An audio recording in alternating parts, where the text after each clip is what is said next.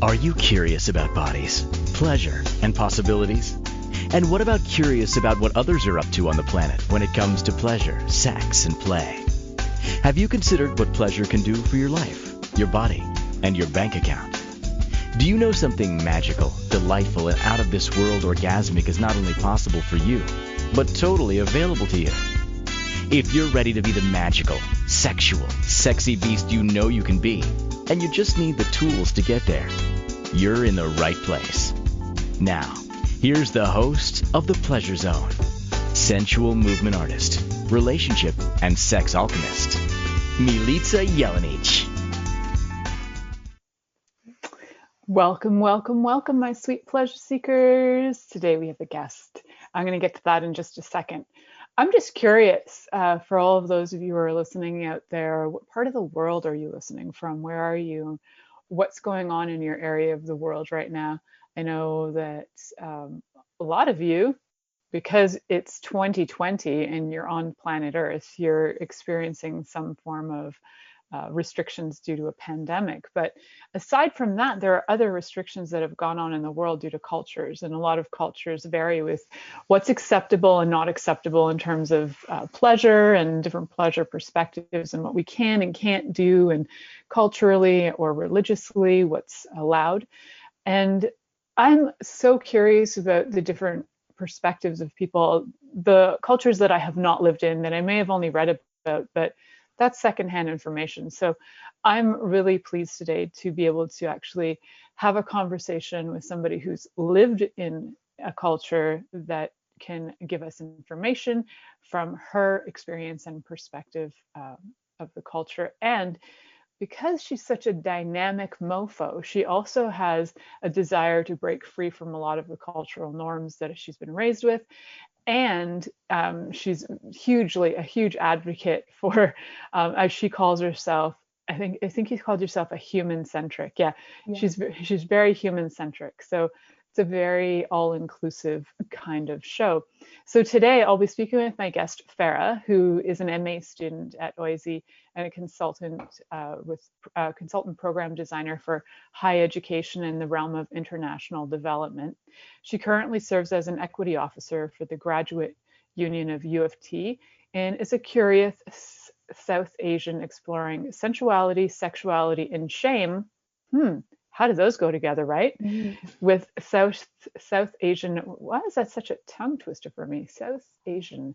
I'm going to get that out of my mouth and be able to say South and mouse today.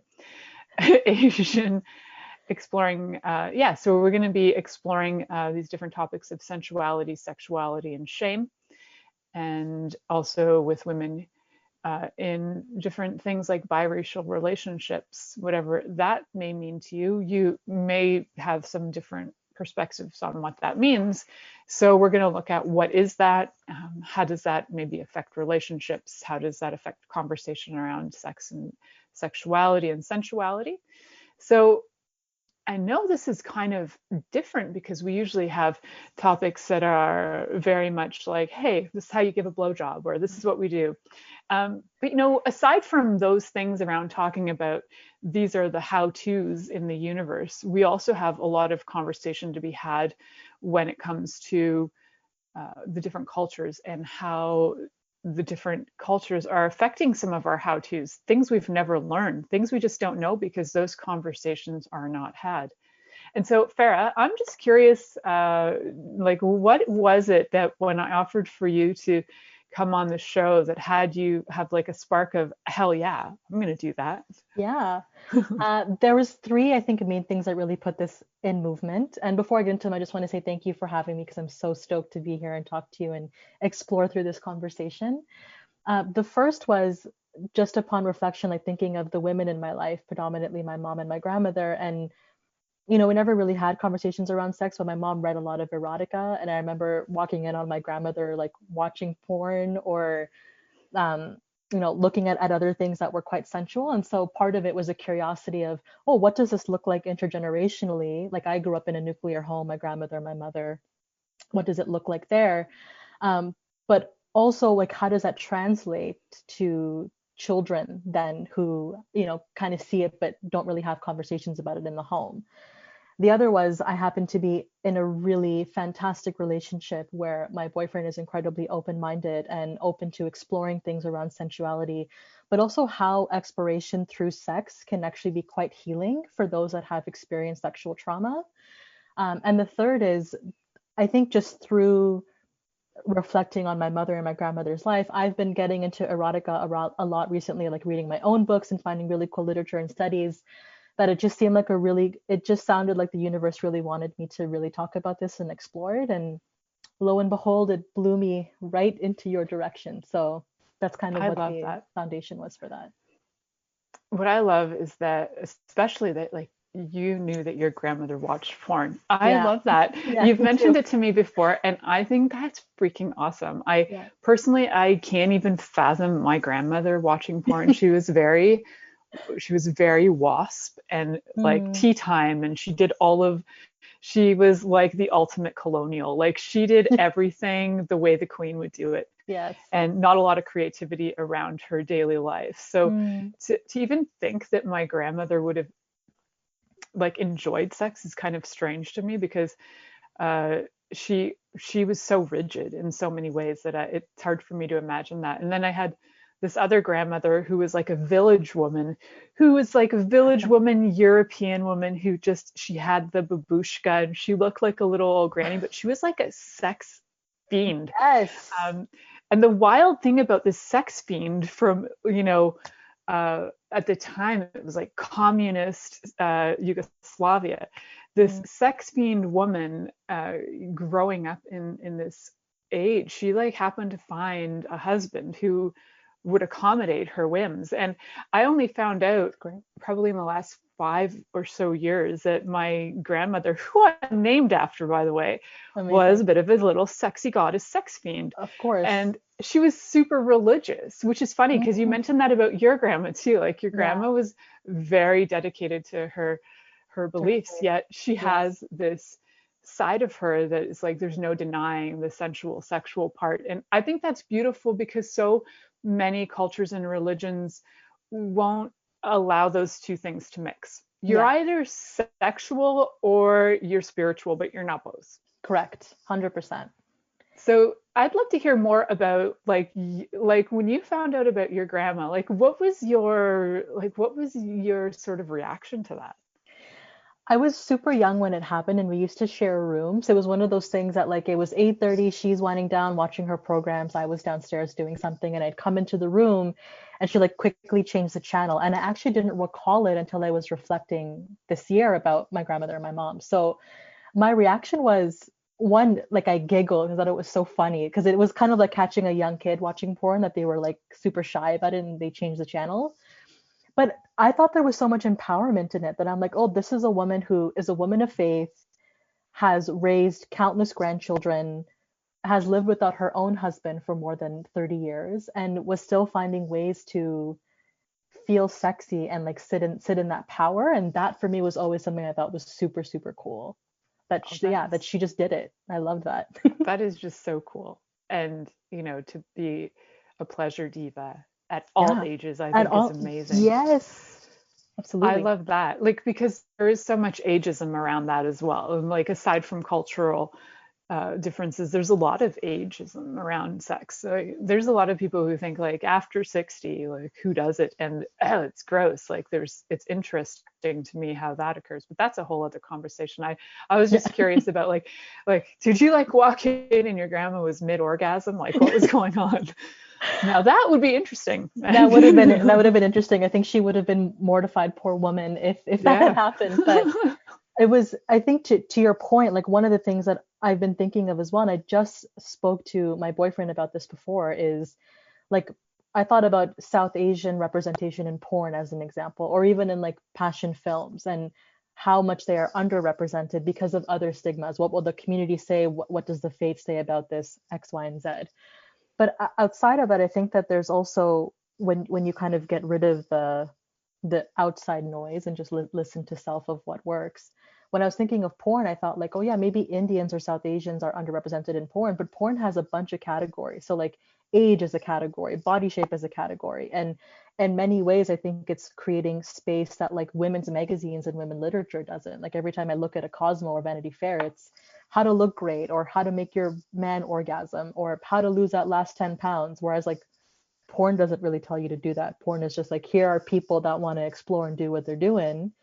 And so that's been something that I've been also thinking of as well, that like, I wonder if South Asians were represented in the culture. And what I mean by that is like porn and other avenues of sensuality and curiosity, would there be less shame and would there be more empowerment around having these conversations?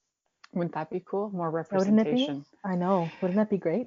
It's a funny thing because as you say it, I just want to say what comes up in my mind, and it may be a judgment, but the first thing that comes up in my mind is like, in some ways I almost feel like happy for you that there isn't that influence in a way, because to me it's like a lot of the porn that's out there is not necessarily kind. So it's almost like, how lucky did you guys get not to be in this industry that's like so degrading and demeaning to so many people. It would be amazing to see it be more empowerment in pornography. I think it's starting to change. And I remember, so about 5 years ago, I was approached by a Chinese porn producer to ask if I wanted to star in a role to be like the dominatrix teacher. So I brought it up to my husband, and he's cool. Like, sweetheart, I don't think they're going to actually pay you what they say they're going to pay you. But if you want to try and follow through on it, you can. But you have to get that, yes, you're awesome. But at the same time, there are so many people out there that they can hire that they're not going to give you what they're telling you they're going to give you. And I was like, okay, well, that was good advice. He wasn't like, no, what the hell? He was just like, okay, you got to be realistic about the offer, because this offer doesn't seem real. And I thought it was interesting to me that the whole thing was actually geared towards the Chinese.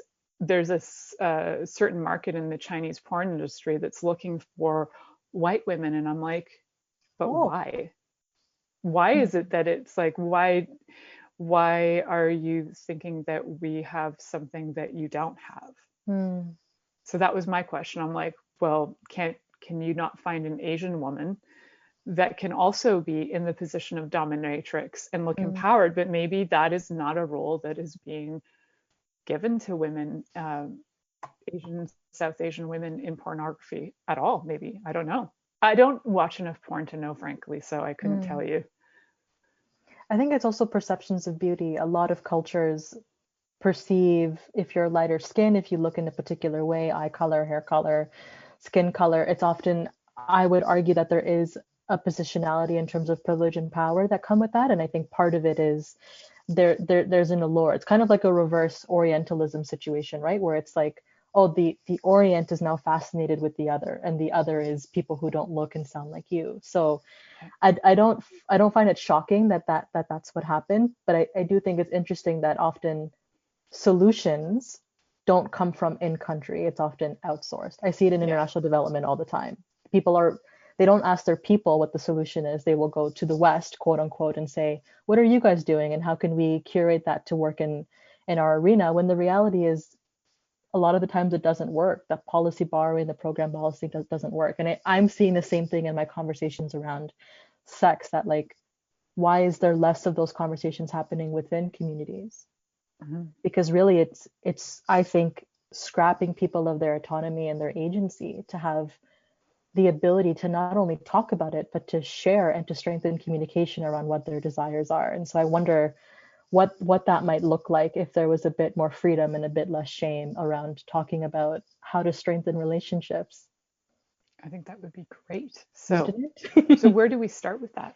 Like, what's your awareness? Where do we start with that conversation? Are we starting it today? Like, where do we start that conversation? Well, I think I would pass it back to you and say, like, what comes to mind as someone who's not in the space that you think would be an interesting place? So the funny thing is, from not being in the space of pornography, we'll say, my advice actually to the producer was, I said, I'd be willing to come on and consult and actually create pornography has value, where the people have energy behind their bodies. Because most of the stuff, I don't watch it because it's like dead. It's like blah, blah, blah. And there's like body slapping, but there's no, I can't feel it. So Mm. I have to say though, I was watching, like I love Outlander, and I was Yeah. watching Outlander, and like the sex scenes between Jamie and I can't remember her name. There's like a season 2, I think, or 3. They're having sex at some point, and I looked over at my husband, and I was like, "Whoa!" He's like, "I felt that too." I'm Mm. like, that had like real feeling. Whether they actually penetrated each other, it was irrelevant. The energy behind it was Mm. like so intense that it was believable. Mm. That to me is way more sexy than watching like anal penetration, because you could, it's like everybody's doing that, but who's actually putting Yes. energy behind it that has it feel alive? Mm. That's what I would want to consult on. It doesn't matter to me what your body looks like. I would want the aliveness. Mm. I agree with you. I think that that level of passion is the interesting part, because I think that's where, especially for someone who is spiritual, I think that's where the intersection lies, where it's like, oh, where am I being seen? Where am I being evoked? Where am I being nourished? And I think that part is far more fascinating than what's available with porn. I also think porn doesn't give you the story, which is one of the things I've seen with BDSM, that like, and my introduction to it, it's been about consensuality, which is super important. So it's two people having a conversation, not just to see if they're like kinks align, but to see, do they align fundamentally at their core? Do things work? Or do I feel safe? Am I okay to be vulnerable with this person? Can I completely trust? I think that there's so much beauty in that. And what I'm seeing in porn is that that piece is also missing, is like, oh, well, I don't see the communication that helps build the foundation to make this exciting and pleasurable, nor do I see the aftercare of like where you have people being really gentle and being really sweet and actually talking about what just happened. And I think sex in general, regardless of what culture you belong to, I don't know how much it celebrates the communication as opposed to the act. Whereas for me, I think the communication is even more important than the act, because that ability to feel safe, that ability to feel like there is a give and take, that ability to I think also have vernacular to give shape to what your desire is super, super powerful. And it's something that I don't really see in porn, but I see in other places like literature or Hmm. erotica, for example. I think we're going to talk about erotica next, but first we're going to Okay. head to our commercial break. I want to talk about erotica because Yeah. you are born into a culture that has one of the sexiest erotica literatures in the world. So we'll talk about that. So you're listening to the Pleasure Zone here on Inspired Choices Network, and we'll be right back after this commercial. Are you secretly a voyeur, wondering what's going on in other people's sex lives? What if now is the time for a totally different sexual evolution? Are you interested in people who are pioneers of different sexual and pleasurable practices? Lean in now with Milica Jelenic, where she will entice you and your body to know your own pleasure zone. On the Pleasure Zone radio show with sensual movement artist Milica Jelenic, you'll receive tools, inspiration, and a foundation to allow yourself to receive more in your sex life, and quite possibly other areas of your life as well. Listen for the Pleasure Zone with Milica every Monday at 8 p.m. Eastern Time, 7 p.m. Central Time, 6 p.m. Mountain Time, and 5 p.m. Pacific Time on InspiredChoicesNetwork.com.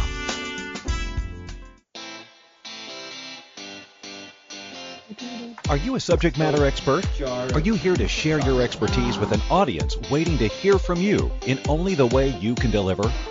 Are you ready to have your voice amplified across the airwaves? Inspired Choices Network has a global radio platform streaming to millions of people across the world. Professionally produced and supported by an accomplished team every step of the way, you can broadcast from anywhere in the world, knowing your voice matters, and we ensure it is delivered with ease and efficiency. Eager to hear your message, the world awaits. Contact us today to become an Inspired Choices Network radio host. Email become a host at inspiredchoicesnetwork.com.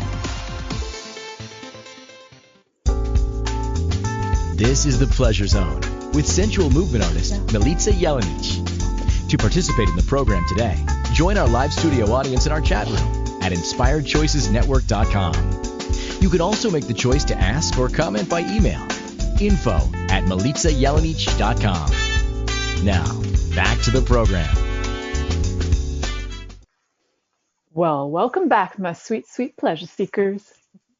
Tonight we're actually talking to my friend Farrah, who is a South Asian woman who is giving us her perspective on what it was like to grow up in her culture and religion, and how that uh, it kind of what's the word for it? It's like it formed some of your well, definitely formed your life, but it also formulated the way that you see sex and sensuality, and as all cultures will. But I didn't live your experience, so I don't have a lot of firsthand information, maybe from other lifetimes, but I can't tap that right now. So I'm excited to have this conversation, because a lot of my listeners, actually, in my very first year, were women writing to me from India, thanking me, India and Bangladesh and Pakistan, and they were writing to me thanking me for the show. First, what I was amazed at was that the internet was allowing them to get me, because I thought there would be restrictions. Like, I didn't think they would be able to download the show or to watch it or to listen to it. So that I was impressed with, that they were actually able to receive the show. And about a year into my show, I'd been watching like a special on Netflix, I think. It was a documentary, and it was talking about different sexual experiences around the world. And they went to Asian countries. I think they went to parts of Africa like Kenya and what is Zimbabwe now, or Zimbabwe was Rhodesia before, and now Zimbabwe. Yeah, I don't know why I flipped that around all the time. So was Rhodesia, now Zimbabwe. But they were talking about these different countries where they're having radio shows about sex, and how it's like really obscure, and people are fascinated by it, but also it's sort of on the edge of illegal to even listen to this stuff. So I was like amazed that my show was allowed to be heard, especially that I was, giving kind of like almost instructionals on how to give a blowjob or how to do different things. So I was kind of surprised that I had a following, which was amazing. It was amazing and beautiful, and there was so much gratitude. Like, thank you so much for talking about this. It was like a source of education, which was also a really great prompt to keep going, because I thought, wow, if there are women in the world who are my age and older and don't have this like basic education, that really made me mad, actually. I was like, are you fucking kidding me that we are not educating people? And I don't have that reality, right? I grew up in North America. I had access to Sunday Night Sex Show with Sue, which I learned a lot from, because Lord loves Sue. And I didn't have those restrictions on me, even though culturally they were kind of there. I wasn't around my dad 24/7. He was like my part-time dad, so I saw him every second weekend. So I didn't have a major influence from him or his culture. I had a lot of access to things if I wanted it. And it surprised me that now, in this day and age, that there's still such a lack of access of information, even just basic information about this is how your body functions. Yeah. So the shame, I'd like to talk about the shame piece, because I think that was interesting when you brought that up to me when we were first talking about the possibility of this show, and you were mentioning about the shame that you felt was kind of the air going on in your culture, or at least in your home. Yeah.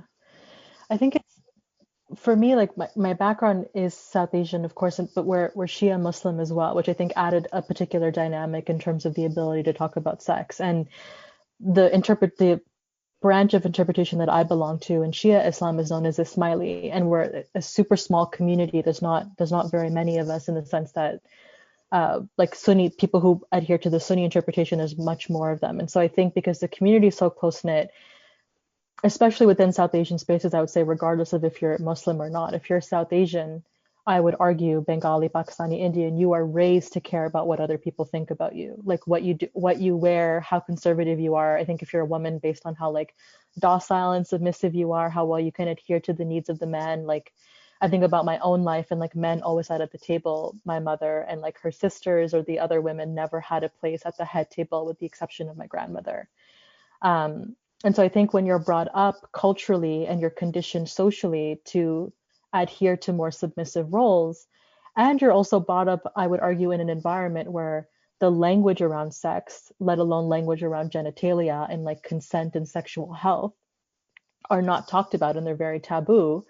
Imagine then becoming a young adult South Asian woman who's beginning to explore sexuality and you don't even have the vernacular to talk about it because there's so much shame and so much stigma, in addition to a limitation of language. So I'll give you an example. Like I never knew what the Gujarati word it was for vagina until I looked it up today, and it said yoni is what I got. And so when I think of, That's wild. isn't it wild? And so when I think of yoni, I think, oh, when I talk to people that do like yoni meditations or yoni workshops, it's rooted in this like Vedic. strong, yeah, and but it's quite strong and it's quite like, you know, it's potent and people are present and there's more celebration around the curiosity and exploration of the yoni when it's talked about that way.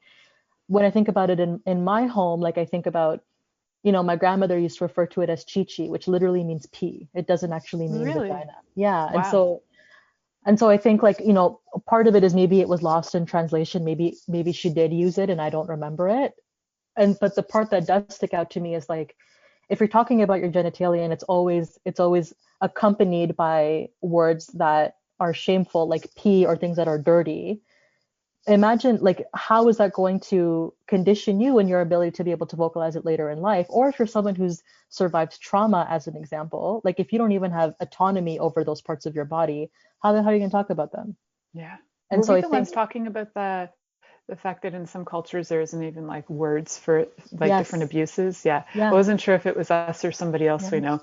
yeah. So There isn't even words, and I think a lot of it is normalized. Like rape is the fourth highest crime in India, as an example, and over 80% of 80% of people who are rapers are immediate family members. So family, like fathers, grandfathers, and brothers. And there's countless articles that I think talk about police indifference around rape and sexual abuse as it pertains to women. And domestic violence in India is also pretty high. 60% of women experience domestic violence, whether it's psychological, verbal, financial, physical, sexual. So I think there's so much shame around it because there's too much of the crappy part of it that's been normalized.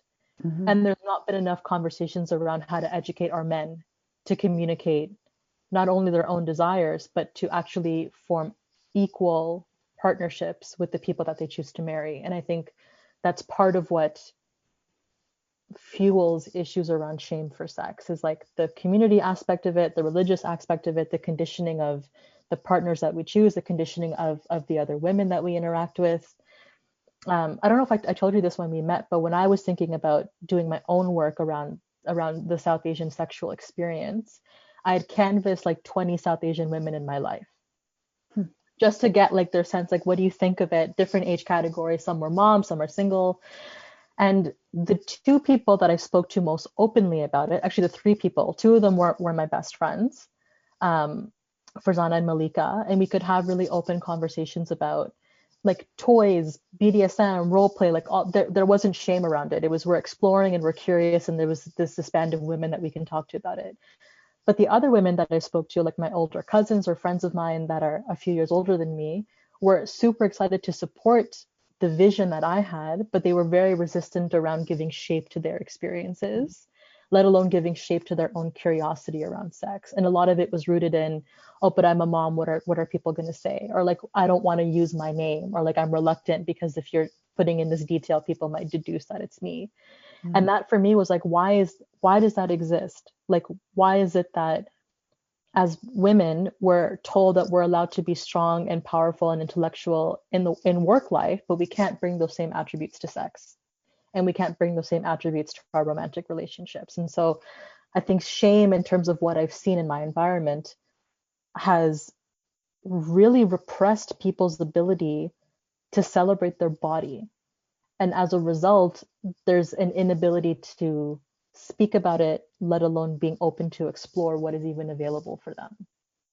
And that to me, I think, is like super sad that we feel like we're not able, like it's almost, it's a restriction of freedom. And I think in some capacity that you're not really able to do those things or talk about them without feeling uncomfortable. And like, you know, I think that the discomfort has something to say about our own ability to grow and evolve, but also it's a good checkpoint of like, why am I being resistant towards this? Like, what's the real issue? Is it that I don't feel sexy? Is it that I've been conditioned to think of myself that way? Is it that it's easier to be in this more docile, submissive space because it's normalized for me, and so therefore there's comfort in it? I don't know. There are things that kind of flow through me, but there are things that I've seen manifest through shame. So I have a question about the more passive, docile role that's kind of the expected role. Yeah. And how does that, because we've kind of talked a little bit about BDSM and the curiosity you have around that. And I'm just really curious that, so if you're growing up in a culture where women are kind of taught to be docile, and frankly, actually on my European side, my father's side, that's actually an expectation to be, you're going to be this woman who's going to do whatever your husband tells you to do. Yeah. That still persists today. And it's interesting to me from my experience, that made me actually feel at first very reluctant to anything BDSM. It's like, there's no way. This is the one place I'm going to be empowered. I'm going to be the dom, and there's no way I'm going to submit ever. Right? There was like a total FU on that front. So I'm wondering, what was it? Was it a personal thing with your partner that had you feel safety? Like, what was it that brought it to be? Because when I look at you, I look at a woman who would also be that fiery warrior. Like, there's no way I'm getting taken down ever. I will slap your ass, but not the other way around. So what had you go, oh, now, you know what? Maybe it's not as bad as I thought. Yeah. Well, you have kind eyes to see me that way, so thank you. But as for me, I think it's so, okay, I'm going to rewind a bit. When I was younger, I used to be, as my siblings would put, quite angry. But I think I saw so much injustice. I grew up with so much narcissism and so many people who didn't have the ability to communicate, so then it just turned into arguments. That I was lucky enough that through that anger, I was able to speak truth to power. So I never had an issue telling my dad to F off. And maybe part of that is because I had the safety of, I always knew my siblings would pick me over my parents. So it's like, oh, I'm the youngest, I can get away with it. People are going to have my back no matter what. And so the positive side of that was that I had happened to have 3 siblings that always had my back and always chose me over my parents. In terms of the exploration now, a huge part of it is my boyfriend. It's that I'm with somebody who is so incredibly compassionate and patient and open-minded, and someone who himself has done the work. Like, he has sat in his trauma, he has given his pain shape, he has broken that crap down. He knows what he needs in order to stay afloat and to thrive in the environment he's built for himself. And so part of the exploration for BDSM was, I happen to have a boyfriend who's really freaking awesome and feels like home. And in that, there's so much safety. And for someone like me who grew up with, you know, with addiction and all kinds of stuff in my home life, safety is something I've always craved. I never really had a lot of it. And so I think having it with someone is super cool. And then exploring it through BDSM, I thought, what a beautiful way to honor your relationship, to have complete trust that this person is not only going to deliver on like what your own desires are and what you need to feel nourished, but that they're doing it in a space that you have built together, that you have talked about what works for you and what doesn't, that you created a space where you can openly communicate and explore through a bunch of different things, whether you're incorporating toys or it's blindfolds or whatever. So a big part of it for me was, yeah, I just happened to have a boyfriend who's really awesome and really open-minded. That's really cool. Yeah. And as in your bio, you mentioned that you're in a biracial relationship, which is even that to me is kind of a cool thing to state. It's like, this is not something that I ever like think about like saying like, hey, by the way, this is my, you know, but I think that's kind of cool in some way to me when you stated that. It's like, yeah, so not only am I empowered South Asian woman, I also chose, and I'm guessing white boy. I chose a white boy. Black boy. Black boy. Okay, Yes. That's really funny because I like assumed white boy. Oh, okay. That's my judgment. But I think that's really cool that you were like, I'm just gonna choose something outside of my culture to really well, you're choosing the person based on the person. It happens to be outside of what your cultural Yes. norm would be. Just because why not? You're somebody who's looking for healing. So let's go for the gold and let's bring all the judgments up into your face. Yeah. And Deal deal with with, all of them at once, right? yes. Yep. 100%. That is really funny.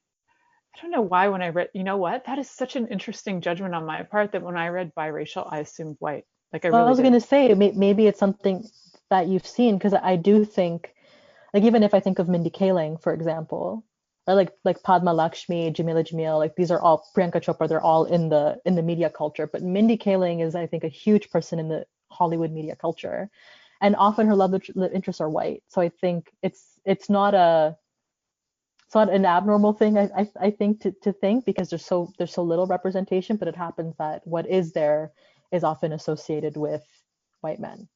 Yeah, true that. So isn't that fascinating? Is it? Yes. Because I never really even considered, I don't really think about it, right? So when I read it, that was my, and so I'm wondering how many of us have that too, like in our minds, that we're just sitting around making assumptions about different cultures. Well, if it's this, then it's this, and this is what it's going to look like. So for all of us who are judgy as fuck, let's just let that stuff go. And like, we'll Yeah. Just be open to can what just shows like let those judgments go, right? absolutely.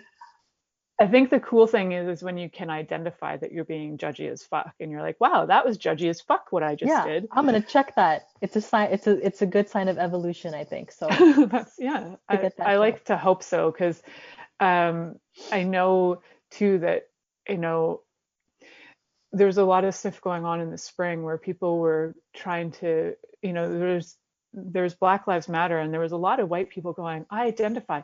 You can't, and to me, okay, I may be judgy on this, but I'm like, you cannot fucking identify it because you're not Black.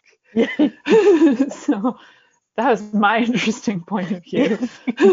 But like maybe you can because you've had many lifetimes, but you're telling me you're aware of all of them? I really doubt it.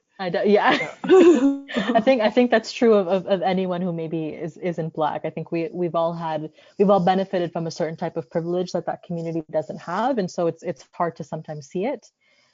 But I always think changing your mind is one of the biggest signs of growth. We don't always have to stay in what we think our truth is. It's good, if their truth is that they're able to empathize, that's better than those that feel like they can't, I think. Because it shouldn't just be up to the oppressed to fight for the oppressed. Everybody should be fighting for it. Yeah. I have to say that also so I met my friend Yaz about 10 years ago. And this is a weird thing to say, but she was truly my first Muslim friend. Mm.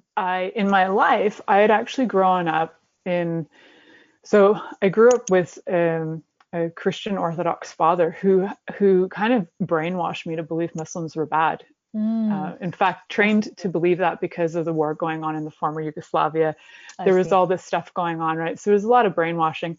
I knew it wasn't true, but at the same time, I had not actually in my life been in a space that I was even introduced to somebody who was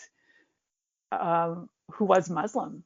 I just was, and that to me now in my reality is so weird, because now I feel like I should probably have a bayat and become like, I'm not really sure. Picking us up everywhere you go, yeah. Yeah, I think I'm so in the culture, but it's really funny. To make space for you, yeah.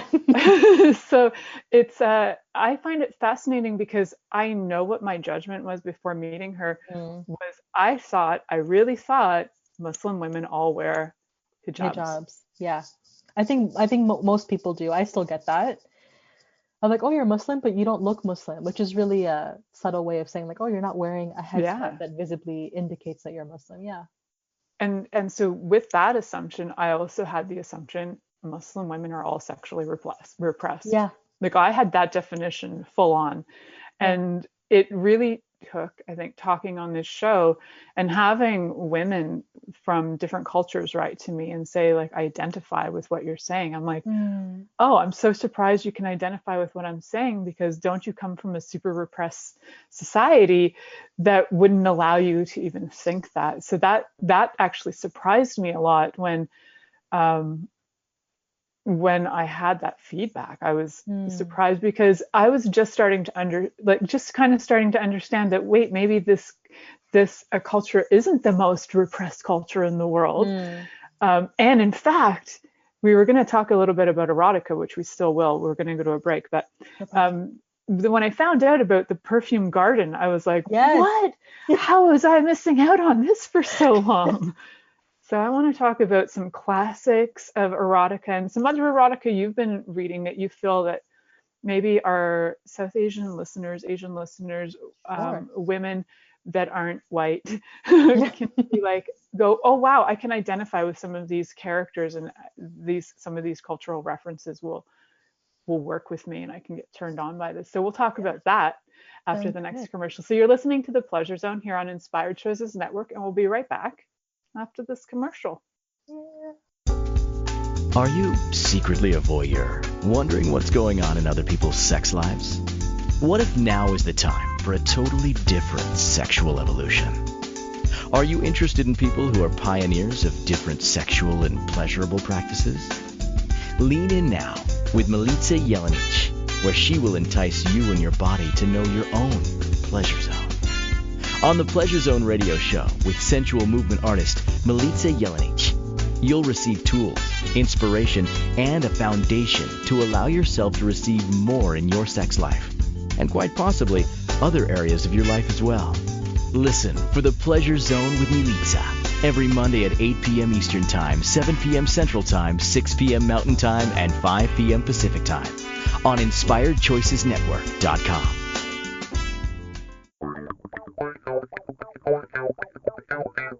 Interested in masturbating for money, copulating for consciousness, and pleasuring on purpose?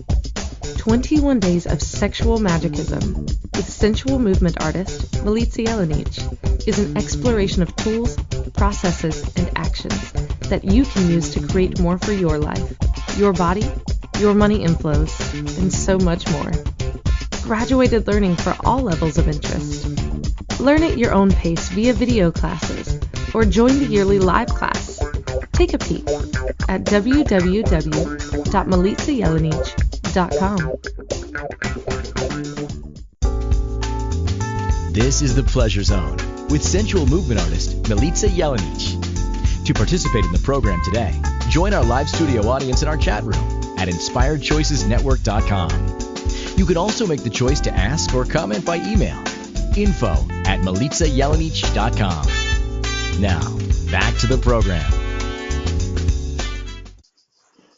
Well, that was a fun and interesting break. And I like how it came at a surprise and then it ended at a surprise, and there was a little stunning break in the middle. It was fun. So, I like when things are not always as they appear to be, which is actually what this show is pretty much about. It's not always what we think it appears to be, right? I always had the curiosity of like, what if the world and everybody on the world was blind and we had no idea about color? Like that always was that question in my universe of how would we actually react to people? And I've had some people say, you know what, we're such judgmental Fs that we would judge them based on the tone of their voice. That's true. Or the smell of their clothes or whatever. And I'm like, yeah, you're actually right, because we are that judgmental. So, there are ways that we can change that though, for sure. And, some of the easiest ways is having conversations and listening, I think is one of the easiest ways. And checking yourself. Yeah. As you guys just witnessed me checking myself, but check yourself. Like, where are you being a judgmental F? And just check it out and go like, wow, I just assumed. Wherever you were like, I just assumed, you're being a judgmental F, just so you know. So. But it was good. It was a good check. I think it's important to have those moments. Yeah, we definitely, I'm sure. I don't know of a person who hasn't had those moments. So it's cool to have those check-ins. It's funny, like my daughter actually has a Hebrew name, and so many people are like, so you're Jewish? I'm like, no, I'm not Jewish. Does it matter if I am? Like, like, oh, because your daughter's name and the bodywork you do. Yeah, the bodywork's called mitzvah. It's a Jewish word.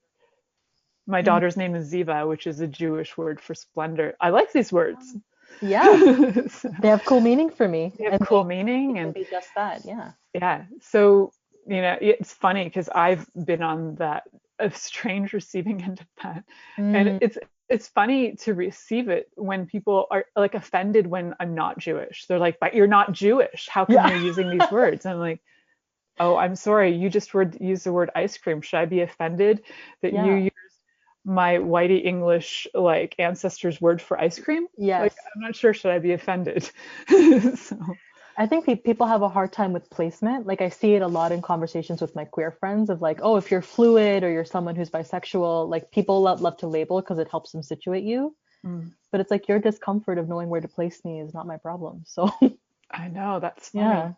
it's weird. I think the labels are interesting. I had a conversation recently with somebody about the the whole concept of all of these labels that we're using. Mm. I read somewhere that in New York there are over 50 gender identifications or sexual orientation gentrifications, like the way between gender and sexual orientation, there are over 50 in New York. Oh, okay. Wow. I don't even know what they all are. And Awesome. I thought that is fascinating. And at the same time, isn't that creating separation? Mm. Where if we're looking at like a human centric experience, do we need those labels or can people just be themselves? And you show up as you and you don't have to label. But then I got really good feedback on that, which was it was interesting because it's from somebody who's like a colonialization expert. And she's like, well, when cultures have been colonialized, what occurs is that at first, the people need to feel like, and I might be misquoting her a little bit, but she was saying that it has a lot to do with like feeling a sense of safety and security. So you need to kind of identify with your group so that you feel like the safety in numbers kind of concept. So sometimes those labels are needed so that you have Community. Community, yeah. Sure. And then maybe through time, we become a world community. But I hope to see that in my lifetime. Me too. It would be nice to see that. Yeah. The powers of inequity, who knows? Yeah. And you studied inequity, so you would know a lot about that.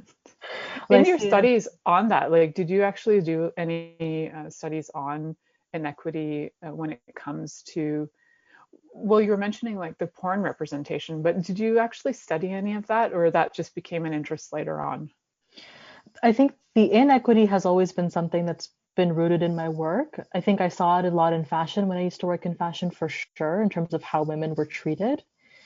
And then inequity, I mean, you see it in class in terms of statistics, how many women of a particular culture are represented in academia, as an example. I mean, you know, Asian, South Asian women are wildly underrepresented in academia. And then if you look at, so like my background looks at cross-cultural teaching experiences. And so how many teachers are white that go to different countries and are not able to have we call it intercultural competency. They're not able to really contextualize where they're working and then be able to do something sustainable for beyond when they leave. So I do see it in schooling, but it's more so seen through the lens of education in terms of accessibility and what types of people have the privileged position, finance, and clout to be able to go abroad and do certain things versus those who don't, and what ideologies are celebrated, which ones aren't. So that's kind of how we address equity in the OISE world. Oh, that's interesting to me because I thought we were having more and more like students from other countries coming into Canada, but I guess they're even still not being, like, the women still aren't being represented in those cultures. I guess you would educate your son, but not your daughter. Yeah, and I also think that there's underrepresentation in the economy as a result of that. So even though people are getting educated, that doesn't mean that the opportunities exist for them to work, and in which case that impacts agency, right? So, for example, like in India, 60% of women have graduate degrees, yet they're not supporting the economy because there's a cultural stigma of, oh, I don't work, I stay home and raise my children, and they're more seen for their domestic value. I mean, which is also a full-time job. This unpaid labor market is massive, but in terms of, you know, they don't have agency to create their own income. In which case, what role does that play in intimate relationships? And so I see more of that in the South Asian space of highly educated women who are not supporting the economy because they are in relationships or come from family dynamics that normalize them not working and normalize them being stay-at-home moms. Are the jobs available though? Like, are the jobs even there, or are they just basically jobs that are only available to men? Like, would they hire women, for example, or is it a culture where they would just brush the women aside? It's a good question. I think that some of it is changing now. I don't know how much in countries like Pakistan, because it's governed by Islamic laws. I'm not sure the implications there, but in Bangladesh, for sure, I've seen an increase of like women being hired to be teachers, because that's one of the most common degrees you can have. And in India, a lot of it is vocational skills. So you have a lot of women who are estheticians, but not working. Oh, So okay. I think that I would argue that there definitely is space in the economy for them. I just don't know. I don't know how easy it would be for them to access those, even though the space is there. I'm curious about the women teaching in Bangladesh. I actually have a friend who is a co-founder of an organization called Amarok, who teaches women to teach children. Oh, great. In Bangladesh. That's mostly where they've done their work. And I've never asked her this, but I actually wonder, are they teaching children about their bodies, about health, about sexuality? Are these conversations allowed? Or is it like, here's your ABCs and go off with you now? But in Bangladesh, I think the part of the challenge with South Asia is that it houses so many people. And at least in India, for example, like every 200 kilometers or 200 meters, maybe not meters, kilometers, there's a change in language and change in food and change in, right? So I think that from my work in international development, a lot of conversations around safety and sex and how even hygiene, like how to use a pad, how to use a tampon, are done so by nonprofit organizations, or not so done by the school. So there's normally not like a health teacher that specializes in that. So they'll bring in expats to come and fill that gap. Wow. Yeah. So there's not, I would say that even at the very basic level of like how to deal with when you menstruate, that is still missing in a lot of cultures. Yeah, I remember there was a documentary called Period End of Sentence, and they talked about that in there, and the judgment of, I believe that was in India, and the women were getting machines so they could make their own pads and create like a little business around it. It was actually a documentary that won an award. I think it won like an Oscar or something a year or two ago. And the conversation with the young guys, they were actually asking young men, what do they think of women when they have periods? And they were like vilely disgusted by it. Yeah. And the women were, so part of it was because women's education ends because they have their period, because they don't have the means to be able to take care of themselves, or they're finding scrap material in dumps to be able to wear that as pads. And then there's hygiene issues, and there's shame issues, and there's stuff around them being dirty, or there's another word for it. It's like they're creating it's almost like they're defiling the space or something. I can't remember the word for it, but it's something to do with like you've just made the space like dirty as well. So they were really discouraged from going to school. But this whole concept of giving women pads actually creates education. Like they can now go to school. Something we don't think about on this side of the planet, right? Like we're just not there. That something that simple can be so empowering. And then if you actually knew the name, like, hey, you have a yoni, and they're like, oh, wow, that's what that is. That's what that is. It's not the vile, disgusting, rotting thing that everybody's telling me that it is. Yes. And that's the thing. There's too many other people dictating this is what your relationship with your body should be. It's almost, I would say in South Asian culture, there's a dominion of body ownership of like, oh, you should dress this way because you'll be perceived this way. Yeah. Oh, you should be hygienic because you're perceived this way. And even through religion, there's so many things that women can't do if they're on their period. We have that in my father's religion as well. So interesting. Yeah. So Orthodox women, Christian Orthodox, you can't go and take the sacrament. Like you can't have the blood and the blood of Christ. Yes. But you can't have that. Yeah, because you're menstruating. So you're gonna make it dirty and awful and take away the sacredness of it. It's an interesting conversation.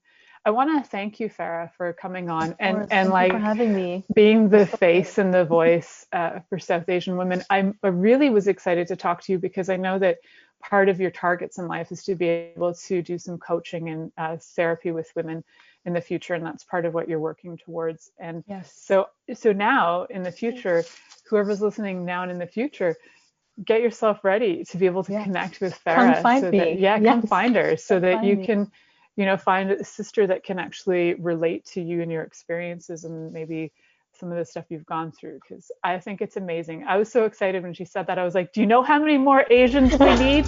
We need more. Thank you for listening to The Pleasure Zone with sensual movement artist Milica Jelenic. The Pleasure Zone returns next Monday at 8 p.m. Eastern, 7 p.m. Central, 6 p.m. Mountain, and 5 p.m. Pacific on InspiredChoicesNetwork.com. We hope you'll join us. Until then, have the best week of your life by choosing to be turned on and tuned in to your body.